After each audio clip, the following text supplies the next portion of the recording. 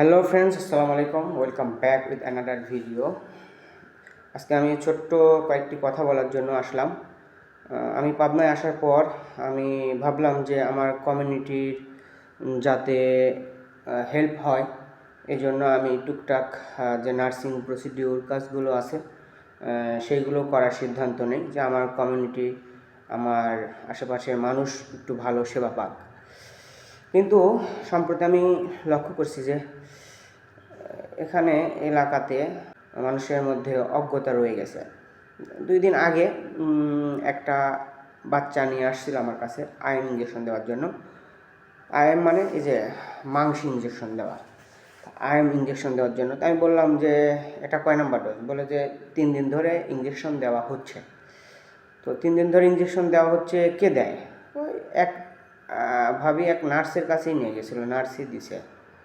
তো পরে বুঝতে পারলাম যে আসলে সে আসলে নার্স না। কিন্তু এলাকায় এমন অবস্থা যে একটা ইঞ্জেকশন দিতে পারলে, একটা আইন যদি দিতে পারে, তাহলেই ভাবে যে আমি অনেক বড় নার্স হয়ে গেছি। কিন্তু আলটিমেটলি এই নার্স হওয়াটা তো আসলে এত সহজ বিষয় না।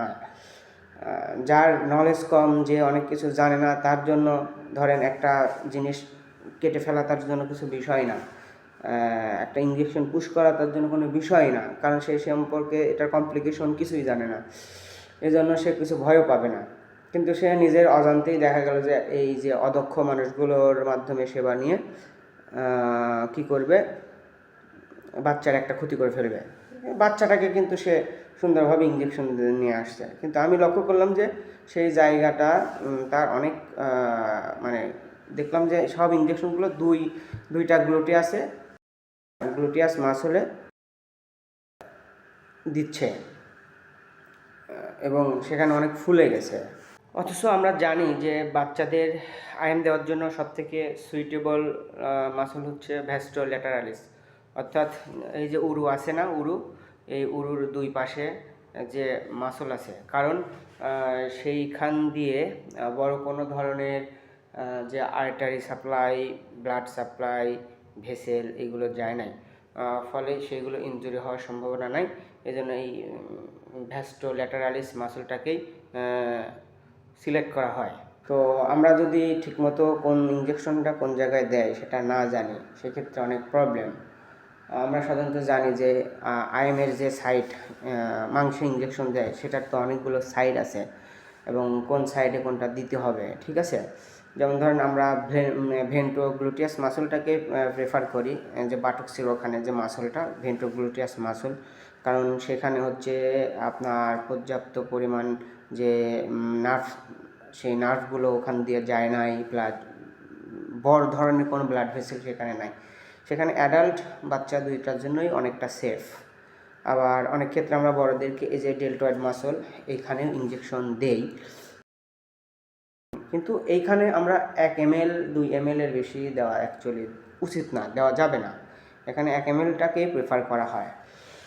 কিন্তু বাচ্চাদের ক্ষেত্রে কিন্তু আবার একটু সচেতনতা অবলম্বন করতে হয়। আপনি চাইলেই এই গ্লুটিয়াস মাসলে এই বাটক্সের ওখানে গ্লুটিয়াস মাসলে আপনি ইচ্ছামতো ইঞ্জেকশন দিয়ে দিলেন, সেটা পারবেন না। আবার হচ্ছে ডেল্টয়েডেও দিতে পারবেন না, কারণ এক্ষেত্রে আপনি যদি গ্লুটিয়াস মাসলে দেন, যেটাকে বলা হয় আবার গ্লুটিয়াস মাসল একটু নিচে ডরসো গ্লুটিয়াস মাসলে দেন, সেক্ষেত্রে যে নার্ভ থাকে ওখানে, নার্ভ গেছে যে সাইটিক নার্ভ ইনজুরি হওয়ার একটা সম্ভাবনা থাকে।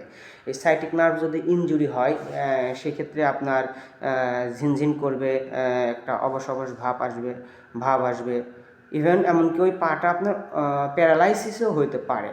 এই বিষয়গুলো তো আসলে যে একজন হাতুড়ি অথবা বলতেছে যে আমি ইঞ্জেকশন দিতে পারি, আমি নার্স হয়ে গেছি, সে কিন্তু জানবে না, তার মনে এই ভয়টা কাজ করবে না। সে বাস আসলো, মারা দিল, বাস হয়ে গেল, ইঞ্জেকশন দেওয়া, আইএম দিয়ে ফেলছে, হ্যাঁ, সে অনেক বড় নার্স হয়ে গেছে।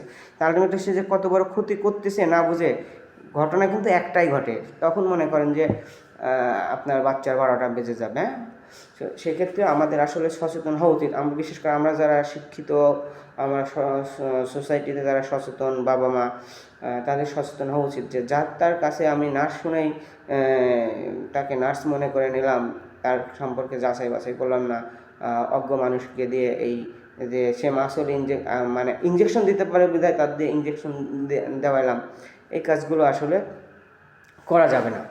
এগুলো করলে আমাদের পরিবারের ওই মানুষটা যে কোনো মুহূর্তে ভিকটিম হতে পারে। ঘটনা কিন্তু একবারই ঘটে, ঠিক আছে। আবার অনেক সময় দেখা যায় যে তারা প্রপার টেকনিকও জানে না, কারণ তারা খালি শিখছে, দিচ্ছে হ্যাঁ। ঠিকমতো যদি অ্যাসপিরেট না করে, মানে ইঞ্জেকশনটা দেওয়ার পরে একটা অ্যাসপিরেট করতে হয় যে ব্লাডটাকে ব্যাক করতেছে কিনা, কারণ এটা যদি ওই সাডেন টাইমে যদি হচ্ছে ভেনে যায়, সেক্ষেত্রে তার হচ্ছে ডিজিনেস তো হবে, এটা স্বাভাবিক হিসাব। এটা তার কার্ডিয়াক যে রিয়াকশন সেটাও হতে পারে, ইভেন কার্ডিয়াক অ্যারেস্টও যেতে পারে, সেটা একটা যদি ভিন্ন ধরনের কোনো রাগ হয়। আবার ধরে ঠিক মতো যদি স্টেরাইল টেকনিক মেনটেন না করে, সেক্ষেত্রে ইনফেকশন হতে পারে ওই জায়গায়। আবার পেইনফুল একটা সিচুয়েশন তৈরি হবে, জ্বরটা চলে আসতে পারে। আবার যদি একই সাইডে বারবার ইঞ্জেকশন দেয়, বারবার ঘুরে ফিরে এক জায়গায় দিল, সেক্ষেত্রে কিন্তু আপনার ওই জায়গাটাতে হেমাটোমাও হতে পারে। আবার হচ্ছে ইরিটেশন ডাক দিলে ইরিটেশন হতে পারে অনেক। আবার যদি দেখেন যে কী করলো, ইঞ্জেকশনটা যে প্রসেসে দেওয়ার নিয়ম, সাধারণত আমরা 90 ডিগ্রি অ্যাঙ্গেলেই দিই, না দিয়ে একটু কাতকুত করে দিল, সেক্ষেত্রে দেখা গেল যে আইএম না হয়ে সাবকিউটেনিয়াস হয়ে গেল, যে অ্যাবজর্পশন যে হারে হওয়ার কথা অ্যাবজর্পশনটা ঠিকমতো হলো না, সেক্ষেত্রে ড্রাগের যে ইফিকাসি সেটা কমে যাবে। তো সব মিলিয়ে এই সামান্যই দেখতে মনে হচ্ছে যে একটা ইঞ্জেকশন ঢুকায় দিচ্ছি, ইঞ্জেকশন দিয়ে দিলাম, কিন্তু এর মধ্যে এর বিহাইন্ড দ্য সিন এখানে যে কত ধরনের প্রসেস কাজ করতে পারে, কত ধরনের কমপ্লিকেশন হতে পারে, এটা কিন্তু ওই হাতুড়ি মানে মানুষটা কিন্তু জানে না। তার তো আসলে নার্সিং পড়াটা যদি এতই সহজ হতো, তাহলে এই আমরা যে 5টা বছর ইংলিশ মিডিয়ামে পড়াশোনা করে এতক্ষণে কিন্তু আমরা শিখতাম না। তো আমি আসলে খুবই বিরক্ত। আমি কমিউনিটির হেল্প করতে চাইছিলাম, কিন্তু সামনে আদৌ আমি এভাবে হেল্প করতে পারবো কি না। তবে আমি চেষ্টা করতেছি যে মানুষের যতটুকু পারা যায় হেল্প করার। তো আপনারাও যদি প্রয়োজন মনে করেন যে হ্যাঁ এক্সপার্ট মানুষ অথবা দক্ষ মানুষের কাছে যাওয়া প্রয়োজন, আপনাদের মধ্যে সচেতনতা বোধ জাগ্রত করেন, নিজের পরিবারকে সেফ রাখেন। আমার মনে হয় সময় আগের মতো আর নাই, মানুষ অনেক এখন সচেতন। আমাদের উচিত, যে ব্যক্তি বলতেছে আমি নার্স, তার অন্তত পক্ষে রেজিস্ট্রেশন নাম্বারটা নিয়ে একটু চেক করা যে আসলে সে আজও রেজিস্টার্ড নার্স কিনা। সো আমরা আসলে আশা করি আমরা যারা সোসাইটিতে আসি সচেতন মানুষ, আমরা সেবা নেব দক্ষ মানুষের কাছে, এবং আমরা নিজে সচেতন হব, পরিবারকে সেফ রাখব। সো এই মেসেজটাই দেওয়ার কথা ছিল, আমার দেওয়ার উদ্দেশ্য ছিল, এই মেসেজটাই দিলাম। সবাই ভালো থাকবেন আর আমার জন্য দোয়া করবেন। আল্লাহ হাফেজ, আসসালামু আলাইকুম।